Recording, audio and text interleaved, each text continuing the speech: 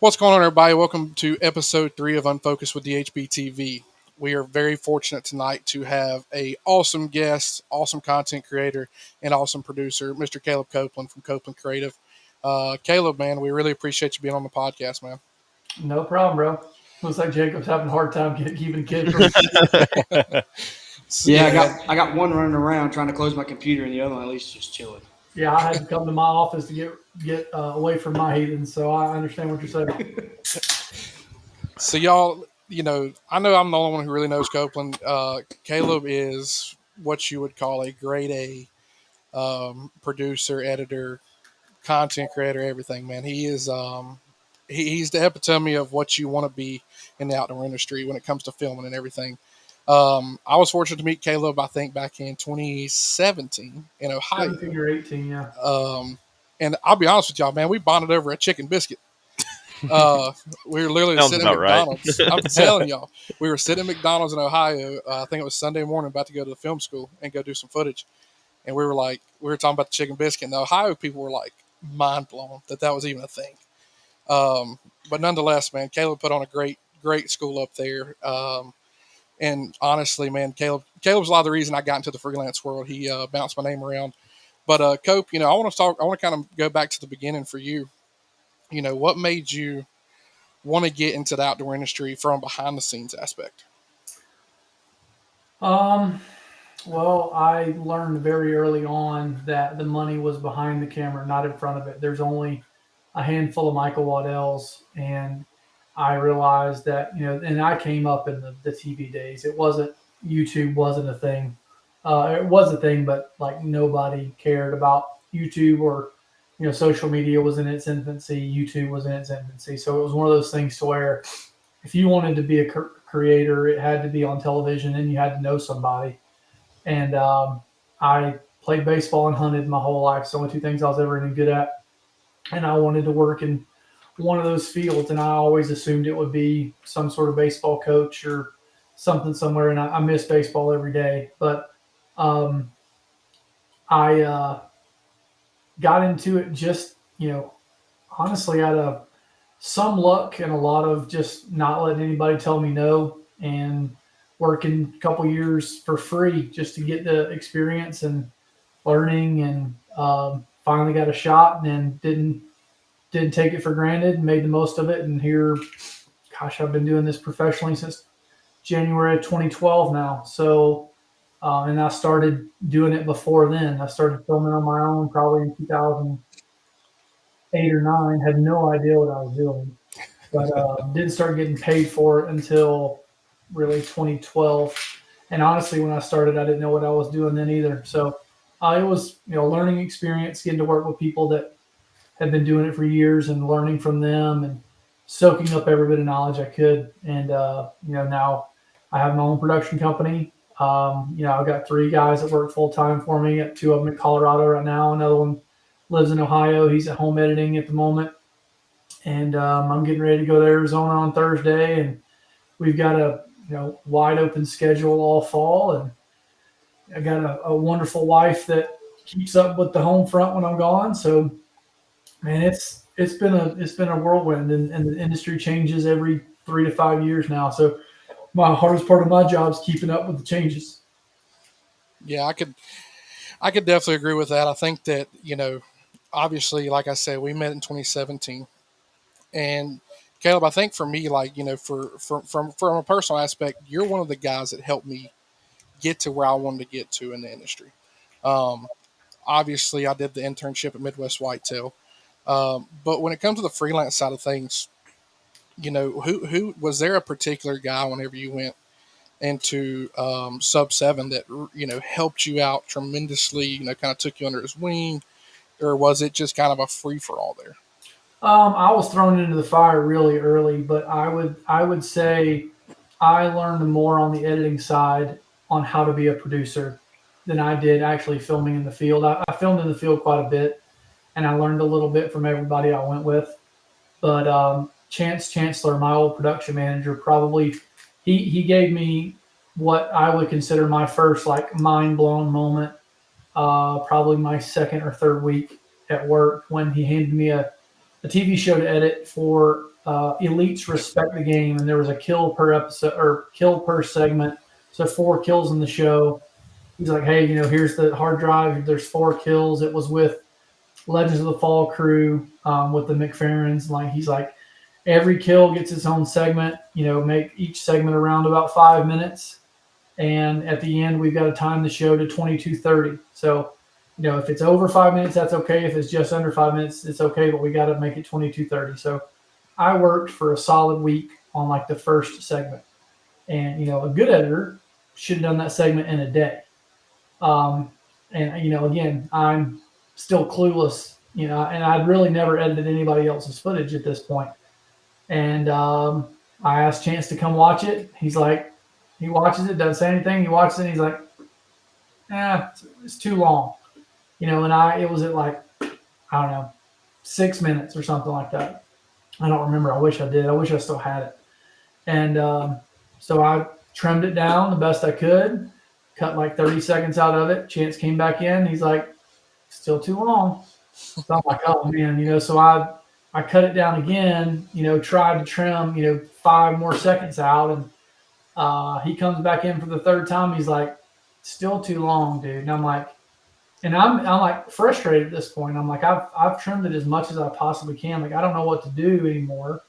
And he said, just watch. And he got a hold of it when it was like 5 minutes and 15 seconds or something like that. And he cut it down to like 3 minutes. Like he just gutted it. And I watched him as he explained to me what trimming fat meant, what J&L cuts were. And essentially he gave me a crash course in about 30 minutes of what editing is. And I learned right then and there, knowing the program and knowing how to edit are 2 different things, as well as if you don't have shots in the field, it makes this job behind the computer that much harder. And in 30 minutes, I couldn't believe it. I couldn't believe how far more advanced he was than I was, and how lost I was, and how very underqualified I was to be there. And it was just more of that for months as I picked out little things, and I learned J&L cuts. I learned how to transition. I learned how to speed things up and slow things down, how to edit the music, all the things that I did not know how to do. And I learned more about how to be a better producer from editing than I ever would in the field. That's why I tell anybody who wants to be a good film producer, you need to learn to edit, because it will make you so much better.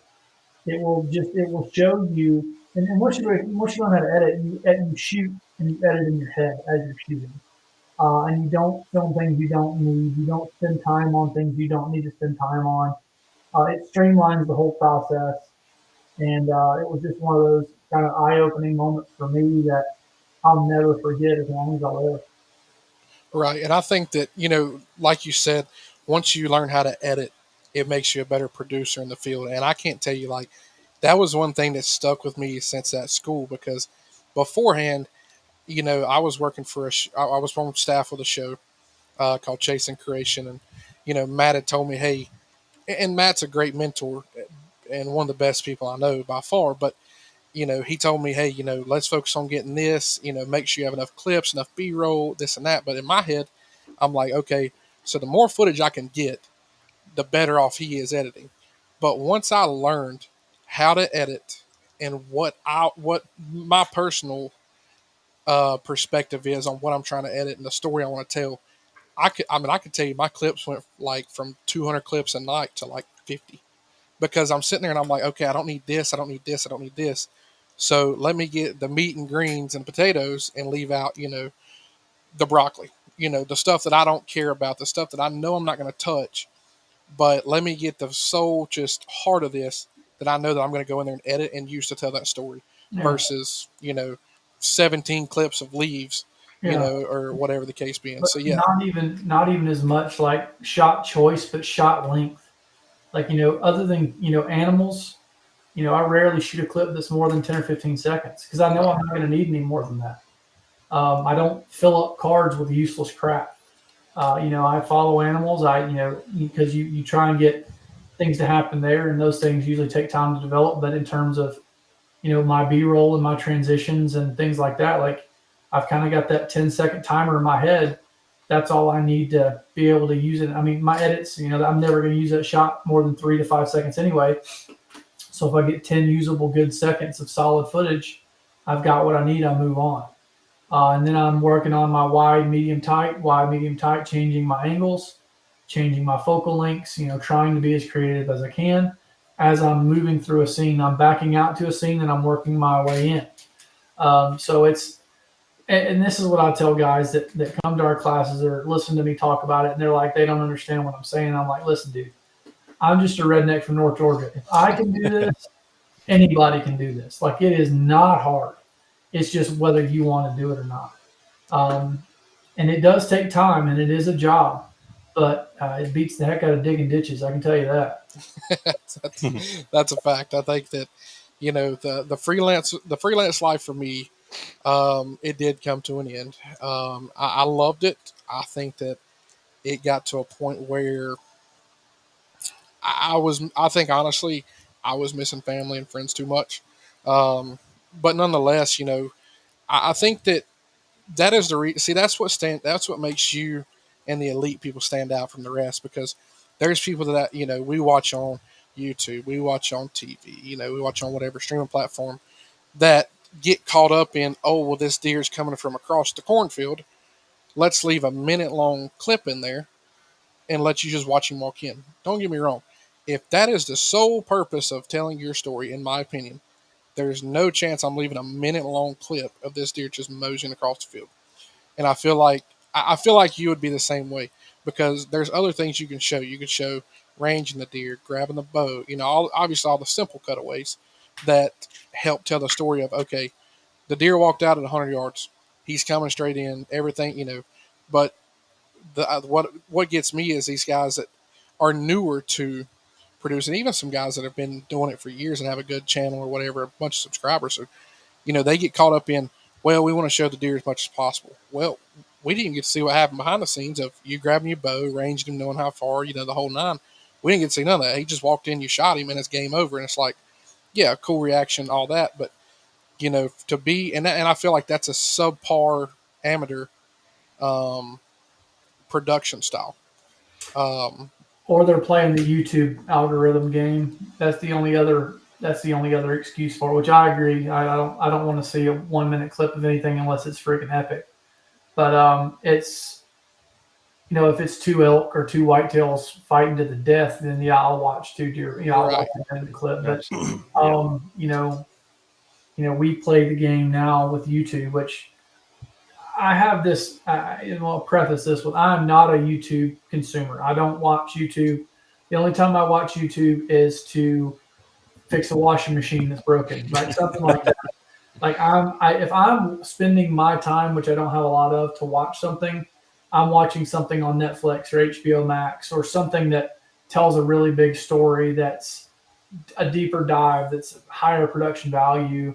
I just don't watch hunting content as much because I'm immersed in it every day. But I try and use those higher level things to influence what I do and how we produce things here. But like you said earlier, which I appreciate, that I'm like some special producer. I mean, I've learned a lot, but I've got 3 guys in my office that are better shooters and editors than I am now. I have to run the business now. I don't get to shoot and edit near as much as I used to. And I've got 3 guys that I would send on shoots way before I'm going to go, because I know the product that I'm going to, because my head's not in it like it used to be. My head's in, with not only kids and family, but all of our other clients and other things that are going on, whereas my guys can focus on what they're doing. Right. But going back to the YouTube algorithm, it's all about watch times. It's all about trying to get the watch times up and get the ad revenue and all this, that, and the other. I just hate the game, man. I hate having to play the game. We had to play it on TV. We had to play it on YouTube. Now we have to do it on social media with short form and these crazy fast edits with all these effects. And to me, all that's doing is hiding the fact that you're not a good shooter or editor. Mm-hmm. I think it's all trendy, and it's trending right now. I think it will get better. I think that everything comes back around, but the basis of everything has to be based in a story. And if there's not a story there, I tell people we've been doing a handful of things since the beginning of time: hunting, fishing, screwing, and telling stories. We've been It's doing fine. those things since the beginning of time. I think that's why those things resonate so much with people, because they're the simplest form of human beings. We've it's in our DNA. All of those things are. So when you sit down and you really think about what's going to resonate with people, what's the story? Is it about another deer? Is it about another elk? Is it about another turkey? It's like, yeah, that's great. And guys are always going to watch. They're going to watch deer porn till the end of time because everybody likes watching, big deer get shot. But like, dig a little deeper. That's what we enjoy here is the harder stories. The harder the story, the more we enjoy it. I'm a huge advocate and proponent of putting content out there that doesn't have a kill in it, because I think that um, if the story's done right, it shouldn't matter. The getting the kill at the end is the cherry on top. I go hunting whether I kill something or not to kill something. That's what I use as an excuse to get me there. But the reason I go is to spend time with the people that I enjoy, to be in the place that I enjoy, to get away from the stresses of life, and which I also think that BS has been overdone too. Like, I'm just in the woods for the this and that, but like that's why I go. But like, there's a couple things that have been done and beat to death, and that's like, the solitude of the woods, and then conservation. Everybody uses that word, that buzzword of conservation. Like, I think that that's been done. If we understand it, like, let's do something else. Right. I think that again, the things are changing. Things are always changing. There's new entries into the marketplace. Black Rifle got into it a couple years ago, and Traeger and Sorinex and some other big companies that were essentially non-endemics to the hunting. They weren't the stick and leaf camo patterns and the guns and the bows like we've always been used to. And I think that those are things that are going to help this industry, that are going to continue to make it grow and bring new people in, because whether you want new people in it or not, because you feel like your hunt spots are getting beat to death, that's how we continue to grow as a community. And I think like what Seek One guys are doing and showing guys how to go and do hunts on a real world budget, because most guys don't have X amount of dollars to go hunt a whitetail in Kansas or an elk in New Mexico. Like, they got to go door knock or get permission. That's the only way they're going to afford to hunt. And the Seek One guys are killing deer that Lee Lakoski hasn't killed yet, and they're doing it for free essentially. Right. They're doing it with some feet, some cameras, and a lot of freaking tires on pavement. And I think that's something, and that's part of their story that they show, but I don't think they're showing enough. Now that we're behind the scenes helping them produce that show, like the hours and the time those guys put in is just like, you don't understand it. Like and to show it on camera, it's really hard to qualify to show the audience the work that gets put in to get a big deer like that on the ground, like Lee does. And so, there's so much more to it than just going and killing a deer and a turkey. I just challenge guys to think beyond that, and you know, that's the stuff that resonates with me, is the deeper stories, the harder stories. Yeah. No, I think, and I agree because obviously, as a editor, there's more time that goes into it. Granted, if it's shot well, then it makes things simpler and a little easier. But I think that if you can build a story, which I know that you guys down there can, around a topic or a particular hunt, and there is no kill, I would be willing to put a lot of money at it that you guys would probably do the best at that. And that's not a knock to anybody else, but I've worked with you now, and obviously I know you pretty well. Like, I know that you guys are either going to A, go get the shots that you need to make it happen, or B, you've already got them. It's one of the two. Like, you're going to y'all are going to, your team and you are going to capture what it takes, and you're going to have a game plan ahead of time. And that's something I know you and I taught. You taught at the film school.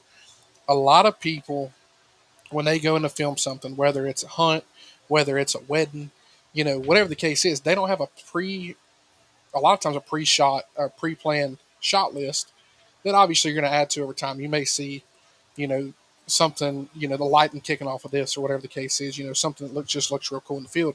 But a pre-planned shot list, I feel like that's going to help over time, and it's going to help anytime you go into the woods or anytime you go into whatever venue, business, whatever you're going to film.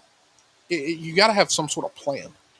Yeah, well, you got to spend your time in the planning part, like the pre-production is as important as the in the field or the post-production. But more than that, we usually shoot things with a quote unquote shot list most of the time, but we go into things with that pre-plan. But the question I always ask, especially on the client side, is what do you want the audience to feel?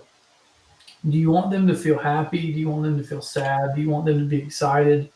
Do you want them to get pumped up for the season? Like, what do you want the takeaway to be at the end of this?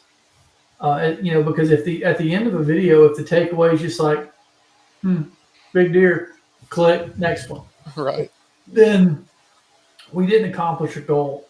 The that what you want people to feel, that's the part you got to spend the most time on. And not every hunt's going to have a feel good story or a happy story, but I think that when you start thinking through the course of a season, you plant those seeds along the way. How do you want people to feel at the end of your season?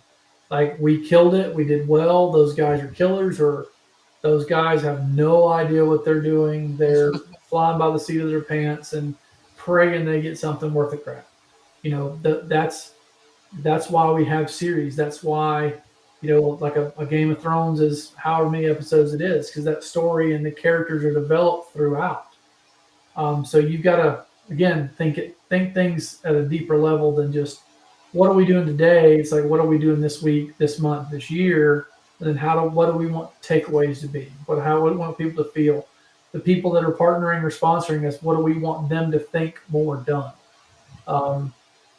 Those are the questions that you got to ask yourself all the time. Right. Yeah, I think that the direction that I would say that we've been going, and I think that some of the inspiration does come from the Sequin guys, but then also I know that you and Chuck had the Make It Happen series on Moss Yoga. Those two resonate to me because that's a lot of kind of what we're from. We're not in Most guys are Kansas, from. That's what right? most guys are from. That's Right. why it resonates with you. And I think that we're not from the Iowa, the Kansas, the Illinois. We're in western and central North Carolina. Now, granted, I will say that in Jacob and Darren's neck of the woods, the deer are absolutely different. Honestly, I mean, it's insane. But nonetheless, but we're trying to figure out every year where can we go and just, I mean, not trying to be a play on words or like copy anything, but like, how can we go make it happen? I feel like that's honestly the best quote for that. But how can we go make it happen? How can we go execute? We're going to a state that we don't know nobody. We're going in there completely blind. How can we go in there and do what we need to do, capture the footage we need to capture, tell the story, and make it all come together? That's something that for us has been, honestly, it's been tough. I mean, year one, we had 3 or 4 good kills on film. Last year, and this is not to be no arrogant and take no shots at no matter group, but last year it was the Jacob and Nick show. We had a good year while others had a down. So for us, I think that that's what we've got to figure out as a group is how to collectively have that good year and just go execute it, make it happen, the whole 9 yards, and then switch that into a story. I don't want us to be just like we've mentioned now on here. Bam, we killed a deer. Cool. Next. We want people to know, like, hey, we're all in our 20s. We're all doing this. We're just trying to do what we can, use our knowledge, grow in our knowledge, but also go take on challenges that most people are scared to do and show them, like, hey, it can be done. Like whether, like the Sequin guys do with door knocking. Like you and Chuck. I know you and Chuck did quite a bit of door knocking with the Make It Happen series. We've done all kinds of stuff. Knowing Chuck, I'm sure. But nonetheless, I think that's what we want our show to be. I want somebody, whenever they follow us and they see what we're doing, I want them to see the work we're putting in, but also that, hey, we know we're going to spend some money. We're not going to go break the bank, but we want to show that you can go to these states that you may be completely blind, but use your knowledge as a hunter and go, make it happen on a good deer. It doesn't have to be, and I told them we're going to Wisconsin this fall as a group.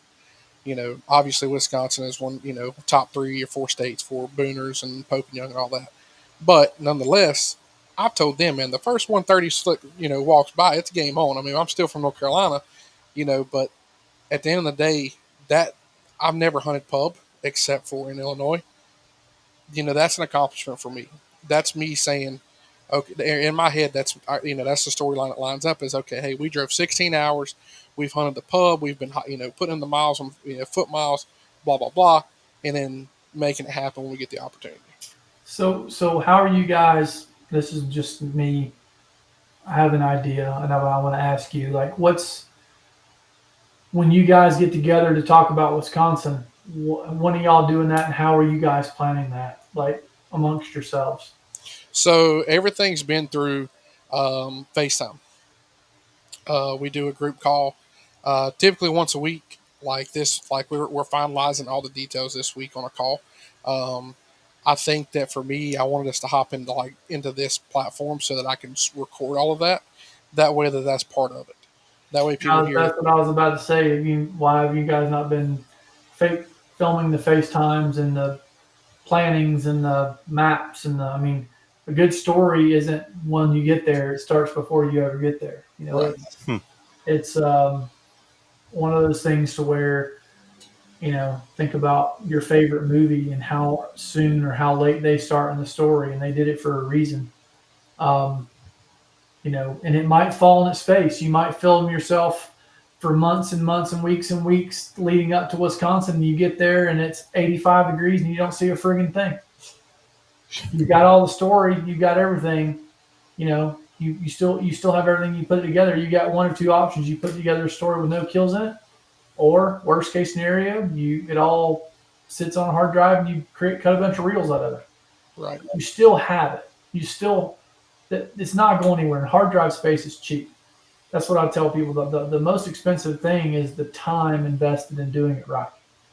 Um, I guess this is when we were doing TV. I should probably figure this out again, but there's about an hour's worth of footage, raw footage, for every minute of finished content that goes out. So if there's 22 minutes of content, there was 22 hours of raw footage that went into that. And that's just raw footage. There's no telling how much time. Most TV shows have a week of hunting and 2 weeks of editing. So 3 weeks that boil down into, Lee and Tiff shows were, I think, 18 and a half minutes of content. So 3 weeks for 18 and a half minutes of content that people watch for 30 seconds. Right. Get shot. So, you got to think about it that way too. You got to think about it, again, just thinking about things a little deeper and a little, more, with a little more purpose than you normally would, I guess. Right. I want to go ahead and say Darren's going to have to be quiet. I can't get a word in edgewise over Darren. So, and I'll give some background. Darren is probably my technological guru in most of group. Darren's very smart when it comes to technology, and so Darren, I'll let you obviously any questions you got, Cope, when it comes to filming or anything. Obviously, I'll let you bounce in whenever. Obviously, yeah, absolutely. Not, I know a lot of this that I know with me, a lot of this is new and can be very overwhelming at times when you're trying to take it all in and then put it into one. And because I've only been filming for 2 years now, right, Nick? Yeah, that's right. Yep. And so I pretty much just went from never doing it to wide open and trying to figure it all out. And I know I've dipped into a little bit of the editing and stuff like that, and that's definitely a challenge. So I work a 40+ hour job and I own a landscape business on the side, so I'm always working. Yeah. So trying to find time to fit that in is difficult during the summertime. But obviously, when winter rolls around, I have a little bit more time. Um, but yeah, I think we'll definitely get there. Um, like I said, Look, it's just if you sometimes. Go ahead. if you enjoy technology and you enjoy filming and editing, there's a job out there for you, dude. I know 3 companies hiring right now. There's if this is something you wanted to do at a larger level one of these days, finding guys that know how to shoot and edit, that know how to hunt, they're not out there. There's very few of them out there. Um, we're looking to hire someone right now, and I can't find anybody. Really? So it's one of those things to where it's not a job you're going to get rich at by no means. Yeah. But it's I tell my guys though, like the people I've met, places I've got to go. I mean, I've got to hunt the best ground in the world for everything, and I've got to meet, you name it, everybody, and hang out with everybody, and I'm good friends with some huge players in the game. So, like, there's a lot of you know intrinsic value that comes with the job, but it's if you know how to shoot and edit and run a camera, there's a job out there, even if you're not in hunting. I mean, content is king right now. Yep. I mean, look at everybody and anybody. If you can shoot and edit well, man, you want to hustle, you can. You can actually make a lot of money. Probably won't be in hunting, but if Yeah. you want to get into corporate video, or you want to get into, if God bless you, do weddings or things like that, you can make a boatload of money doing it. And you could just, I mean, the wedding thing seems like a smart man that doesn't mind going to weddings. I can't stand them. I didn't even want to go to my own. But um, if you were one of those guys that can do that, and then you work weekends and then hunt all week long, not a bad gig. Yeah. Not at all. You make $3,000, $4,000, $5,000 a weekend, hunt during the week, not a bad gig. Yeah, been there. I've been down that road. It's the wedding scene is No. definitely Now, different. you ever see Copeland Creatives doing weddings? Y'all say a prayer. We got some hard times. Yeah, I'll probably text you and make sure you're not in the hospital. Yeah, no, it's hard times for Copeland Creative if we're doing weddings. You just know one of two things. It's the hard times that they are paying a fortune for that. That's the only 2 ways I'm doing a wedding. Yeah, I think that that's something that whenever I was doing freelance in the off season, that's what I did. And I'll be honest, man, that got overwhelming quick. I mean, being local and being reasonably priced, but then also a lot of people I grew up with that was plus or minus 5 years age difference from me, getting married about that time. So it become like, oh well, Nick does it, let's call him. And shooting straight with COVID hit in 2020, and that was pretty much the end of my. That's what I thought would be the end of my freelancing, because nobody was flying people out, nobody was doing this. Everybody was just doing it themselves, or had somebody that was 10 minutes down the road. So for me, I was like, well, I've got this camera. I'm pretty solid at what I do. Like, let me try to do weddings. Started, I did a couple weddings, wasn't really advertising, and then 2020 before COVID, booked all summer, and I was fine with it, because for me, I'm like, okay, I know in the fall I'll be traveling. You know, typically, because I was working with 3 different shows at that point. I was like, okay, I'll be good. Get this money in the summertime. Keep on rolling. Then COVID hit, and what was bad was from January to March, I booked my 2020 summer and then 2021. Well, when COVID hit, it moved everything to 2021. So in the month of June, I had 22 weddings to do after everything, because I was booking weddings on Friday, Saturday, Sunday every weekend, because I mean at good money a pop.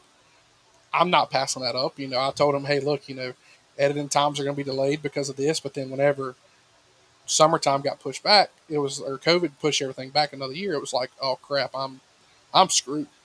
I mean, I had to go hire freelance people just to cover my wedding, cover a wedding, and I mean it gave me so much respect for the people that work for these shows to hire freelance people and vet them and know what they're doing, because like I was having to watch when coming up on June, I had watched probably 25 different editor producers stuff and still wasn't happy, because like at the end of the day my name's going to be on that video. So I want to make sure that my tail's covered, and that two, for one, I want my clients to be covered, and two, my tail's covered. And like, it took me up until pretty much the week before to lock in 3 other freelance people that I felt confident in, that I knew that I could say, hey, this is the style video we're going for. I know you can do it after seeing what you've done, and got through that. So that was my experience in the wedding world, and after that, I put it down. I think I did north of 30 weddings that year, and I'm good. It better be my best friend getting married if I'm going to do another one. Sure, my best friend better not call me. But I know somebody's getting married. I send them $100 bill and say, "This is to make sure my invite gets lost." Because if my wife sees it, we have to go, and I just don't want to go. So Copeland, we've talked. We've talked most filming so far. You and I had a fun hunt in Oklahoma, and I want to talk about that down at Rock Bottom with old Lee. That was a fun one for me. I'm not gonna lie, that's still one of my favorite trips I ever had. Yeah, that was a fun trip. Yeah, Southeast Oklahoma has a special place in my heart. I've filmed, my gosh, so many hunts there over the years, and I'm telling you, if you ever hear I moved somewhere, it's either to Southeast Oklahoma or Western Kentucky. That's the two places that I love to go so much. And that place is just a bow hunter's paradise. And that farm's gone now. Like he sold it, and it's just, oh man. And if I could have robbed a bank to have bought it, I would have. Yeah. And I live there right now. But it's the way that place was laid out, and he didn't have anything giant. I mean, he didn't have some 150 to 160 type deer every now and then, but I'm one of those guys too. I don't care how. I mean, I just enjoy going and seeing deer, and there's always deer to see. There was always stuff moving. There was always, fun to be had. Did you get to rope goats at all? Did we rope any goats when we were there? We attempted to rope goats. Yeah, that's most of the reason we go to that place was roping goats. And gosh, man, I wish I knew how many hunts I've filmed there. Like probably 20 or 30 different kills I've had at that place. Between mine and Chuck and John and JP, and just a freaking bow hunter's paradise. I love that place so much. Yeah, I think one of the biggest takeaways for me from that was, you like you said, you're always going to see deer. I mean, it was a filmer's paradise too. Not only bow hunting but filming. I mean, you're going to constantly see deer. I think the least amount of deer we've seen was the one that you killed, and that's just because we were tucked in the hardwoods, right there, and I still look back at some of that footage, and I showed these guys that the video that I edited from that, and they're like, why did did he not have a shot when he was hitting the scrape? I was like, dude, I was begging him to shoot him when he was hitting the scrape. I mean, it's just from a visual aspect, it's just, I mean, that's just what people dream of a lot of times. But I remember because we were doing that for X-Stand, right? Yeah, X-Stand Rambo anymore. What was that? I'm sorry. Yeah, Rambo and X-Stand, but X-Stand doesn't even exist anymore, which is crazy. I thought that was the case. I wasn't sure. Yeah, Rambo's still around. We still do stuff for Rambo occasionally. I don't think they're selling bikes like they used to, but that was who that one was for. Was trying to get hunting content for them. I mean, I still think they use those images and stuff every now and then. But that was a fun trip. Lee's such a character anyway. But yeah, he is. Just the amount of deer at that place is just crazy. Yeah, I agree. I think, so saying that as this could be filming or hunting. Besides, where Western Kentucky, Southeastern Oklahoma, you got one place to go hunt, no cost, 7 days. Where are you going? Me? Yeah. For whitetails? Whitetail.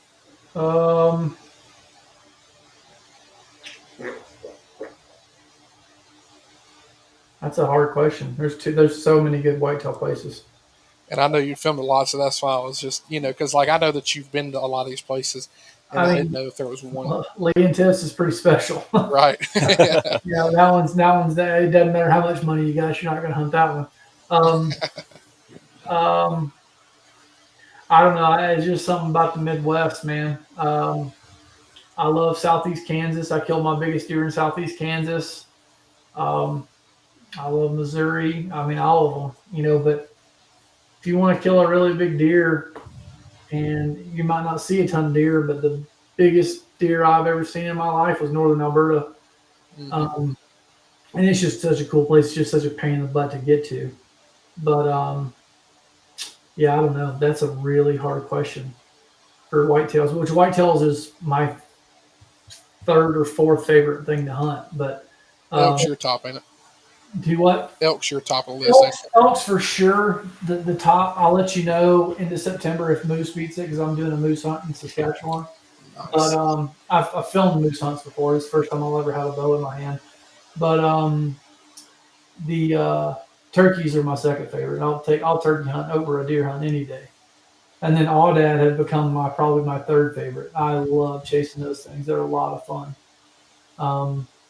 I don't know, deer hunting. I've just done it my whole life, and that just sitting there, still, quiet. I don't know. I'd like to chase something. Right. I like to be moving around. Deer will always have a special place in my heart, but I just have done so much other stuff now that I would rather do. Like waterfowl is my least favorite. I was about to ask you that next. I was like, you love waterfowl, right? I get so many people upset at me. I don't care. It just doesn't do it for me. And that's not, as my grandma says, that don't blow my skirt up. I don't enjoy doing that. But whitetails, man, just literally take a dart and throw it in the Midwest, throw it somewhere in the Midwest, and it's going to be better there than it is here. I can guarantee it. 100%. I get it. We're right there. We ain't too far from it. I think I'm about 3 hours. Yeah. Promise it doesn't change, man. It sucks. It sucks real bad around here, buddy. I don't even hunt when I'm home. I just spend time with the fam when I'm home. I don't waste my time hunting. Which I say that I've got some guys that have got a bunch of urban spots, not Sequon guys, but some other guys that have a bunch of urban spots in Atlanta where I've honestly never seen more deer than I have with them. It's absolutely stupid where they're hunting the deer and then how many deer you see. But it just feels weird. It's just an odd. It's just odd. Like it feels out of place. Right. So, but I mean, it's fun. If you like watching deer, ain't no better place to do it than freaking Atlanta somewhere. Yeah, I think that that's something that for us we like. All in all, I think that we want to go hunt. The Midwest. I mean, obviously, I got the chance to live there when I did my internship, and I've told these guys, I'm like, look, we got to take a weekend just to go to Iowa to ride bean fields, and when they're in velvet. There's nothing like it. I've never seen anything like it because, and obviously this isn't true, but it felt like every other field there was a booner plus. Mm-hmm. It's just different, and that's what people that hunt around here that's so hardcore, like, oh, and don't get me wrong, there's nothing wrong with the people that say you can't eat the rack. If you're hunting deer for meat, I don't care. You shoot what you want to shoot. But the guys that sitting there saying, oh, I want to shoot a mature deer, I want to do this, I want to do that, go to Iowa, look at what a mature deer looks like there, and you could take the best specimen of this area, and you will see the complete opposites. Next time you hear somebody say you can't eat the antler, say, all right, well then quit shooting little deer and shoot does then. That pisses Absolutely. me off when people say that crap. Like, no, you can't. And if you're shooting bucks, just the little small bucks just to eat them, then you're an idiot. Right. Shoot does. There's plenty of those. And guess what? They taste better most of the time anyways. They're not rutted up. Exactly. But being a dumbass. And that's something that we've argued on. And see, I know you don't have to deal with this in Georgia, but see, Jacob and Darren have to deal with dog hunters. Yeah. I can't stand it, man. And dude, we put out a podcast, and I don't want to say argued, and now we've argued it on social media, but like for us, it's like, don't sit there and say, oh, you're hunting. No, you're just glorified rabbit hunting. That's all And that boils down to. it's not so much the running dogs is the issue. It's the people, and it's like the environment of where it started from. Like out here in Castle County, it's awful, and like nobody has respect for property lines. And because Jacob has a big farm out there, like pretty decent sized farm, and we try to manage it the best we can.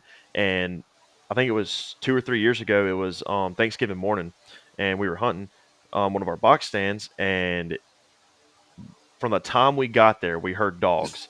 And I looked at Jacob. He looked at me. He was like, "It's going to be a bad morning." Sure enough, you heard them crossing property lines for miles, and they get just closer and closer and closer. And I looked at Jacob, and I was like, "I'm gonna get down and catch one of the dogs." And and he was like, "Go for it." So I hopped down and I ran down one of the dogs and grabbed him and got the number off the collar and was like, "Dude, come get your dogs." Like they just ran right through the middle of our big farm, and like Jacob had a giant on camera that we were trying to hunt.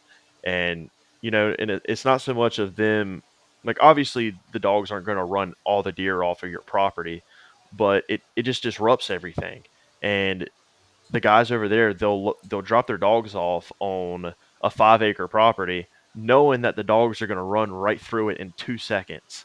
That's why coon hunting's dying, because nobody will let people coon hunt anymore for that exact reason. There's that, and the coons are a friggin' problem because people don't Sure. trap them and nobody hunts them anymore.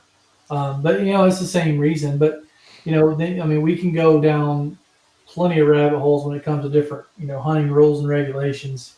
But there's something to be said for guys that do it right, guys that manage, guys that use feeders, don't use feeders. I think feeders are a great thing. I think feeders are a great thing because you can manage your herd better. You get to see which deer are there. You get to take an inventory and you get to say, hey, look, this is the deer we're going to shoot. We're not going to shoot anything else. I think it helps in that regard. Whether you hunt over it or not, that's your prerogative. But in terms of inventory and things like that, I think it's wonderful. Trail cameras, cell cameras, there's a big debate on that too. I love them to use them. Um, and then you hear the old timers is like, well, heck, I can smoke a cigarette and kill them in a flannel t-shirt. Like, yeah, you can. But that's back before every Tom, Dick, and Harry in the world was sitting in a saddle on the edge of every public and private in the world, Yeah, which is a good thing. It helps sell products. It's what keeps me employed. But I understand the money aspect and the money game of hunting, but I also can't stand it because it makes it really hard for guys that want to get into this and people I've talked to that want to get into hunting that say, man, I can't afford to get it. It's like, why is fishing so big? You can go to Walmart, spend $50 and go fishing. Find a absolutely. pond, $50 and some worms, and you can go catch fish. Yeah. You can't get into hunting for $50. You No. just can't. And the access questions and the land use, private, public, national forest, all the above. I mean, that's you can get into all that for days and days and days. At the end of the day, do what's right, do what's legal, enjoy it, and try and make it the best you can for the next guy behind you. And if you do that, then it's going to be fine for everybody. Absolutely. Yeah, I think that you know it's been obviously in North Carolina we can bait. I know Georgia you can bait, right? Ain't that right? Yeah. Yeah, you can now. You used to can only in the southern zone, but you can in the whole state now. But you Okay. can't shoot bears over the bait, which is the dumbest thing ever. Yeah, if the bear's over their corn pile, just let him walk off. It's like, yeah, give me a break. Okay. Yeah, I think that for us, so we're a bait state as well, and I don't know it, what states aren't bait states anymore, to be honest. Like, what states can you not bait in anymore? I don't know. as in you're talking about just during deer season or in general. And well, I know Illinois you can't during deer season. Iowa you can't during deer season, but Right. like Illinois you about can't do anything. How about for Texas and state? Um, yeah, but I'm pretty sure about all the southeastern states you can now. Tennessee, I believe you can't during deer season. Oh, okay. I think that's right. I could be wrong, but I think so. I do know a guy that got a ticket a couple years ago for it. But nonetheless, I think that, like you said, I agree. It helps with managing the herd. You can implement, some products that help your herd. You keep them healthier, versus, them just foraging on, acorns 24/7. But during summertime, you know, if I could sit there and I can pump my deer full of minerals to make them healthier, make my herd healthier, and help my bucks grow, why not? Why would I not do that? I think it's a kind of a no brainer. Yeah. No, I agree.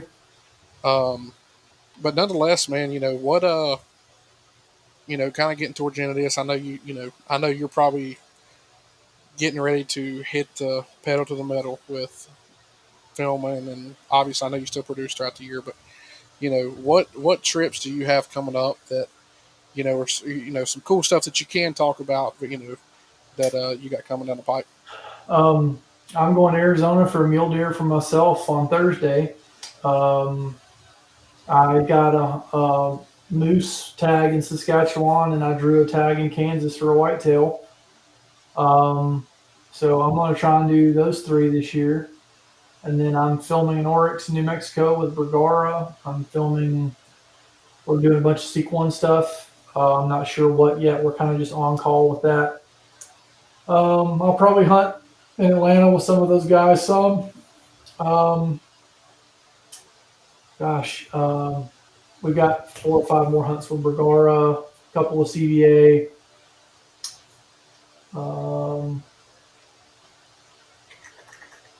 we really don't have our November and our December lockdown yet, but we're pretty much. Oh, I got to do Colorado with Dudley for elk, and that's all I can think of off the top of my head right now. But that's just September, October. We haven't even talked about November, December yet. That's pretty slammed. I mean, I think Yeah, and that's just me. right. Like my other guys, like they're all gone too. Like Ryder's doing 2 elk hunts back to back with Drew from Seek 1. Clay, and then he's doing a third one in October. So really 3 back to back to back with Born Primitive in October. Clay's got an elk hunt in Utah with Dud. Joe's going to Saskatchewan with me. Joe's also going to Idaho for a ram in September. He's doing the Oryx with me.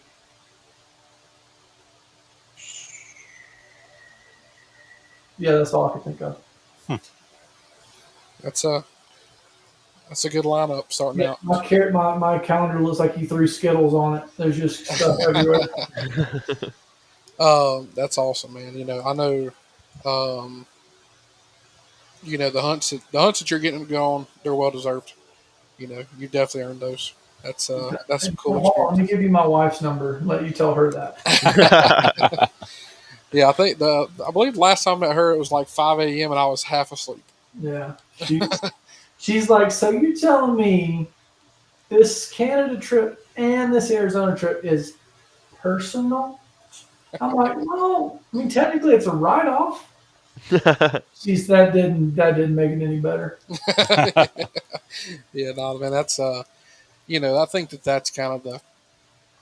I think that's where you got to get to, and whenever you put as much time as you have behind the camera, I mean, you experience some cool stuff, but until I feel like you go knock that, you go notch that tag, and then if I'm sure you'll do taxidermy work on them.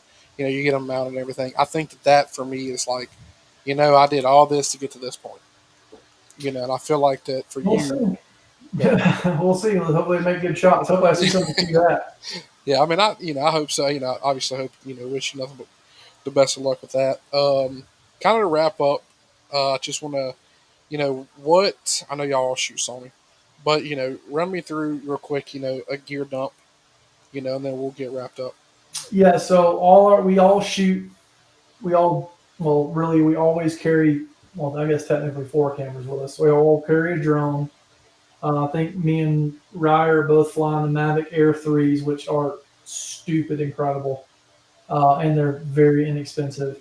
Ryer and I both shoot Canon mirrorless photos. Joe and Clay both shoot Sony mirrorless. They're shooting one of the A7 varieties. I don't know. And Clay and me and Ryer both shoot on the R5 for mirrorless photos. We shoot some video on them very rarely. I do on Dudley trips because he likes photos as much as video, and I can switch back and forth. I don't have to carry 2 on me. This is just what we carry on trips. And then we all carry our POV cameras. We all carry the DJI Osmo Actions because GoPros are the devil. And Then our big cameras are the FX6, the Sony FX6 full frame cameras. We all run those, and we've started shooting everything in log in the last year. It's definitely a workflow thing. It takes a little longer to get it to look right, but man, it's sexy when it does. Right. If you Ryan will yell at me. I can't remember how many more stops to dynamic range, but several more stops to dynamic range, and they can see in the dark. Man, they are just so stupid good in low light. And for what we do, it just is crazy not to have that low light capabilities. Like we've shot next side by side next to 87 whatever's that have low light, and they just spank them. And especially if you got the right lens, they can see better than your eyes can see. Like I can film deer get kill shots before you can actually shoot them. Right. It's better than your eye can do, and it's pretty ridiculous. And we ride. I mean, all our stuff's rode hard and put up wet. So and they lived up to the hype. I mean, we've broken some simple things, but they've done really well. We all run stock clear tripod heads, big carbon sticks. I'm trying to think. Most of the guys run the Sony dual channel live mics. I run the Rode mic goes, the wireless Go 2s, I think is what I have. Yep.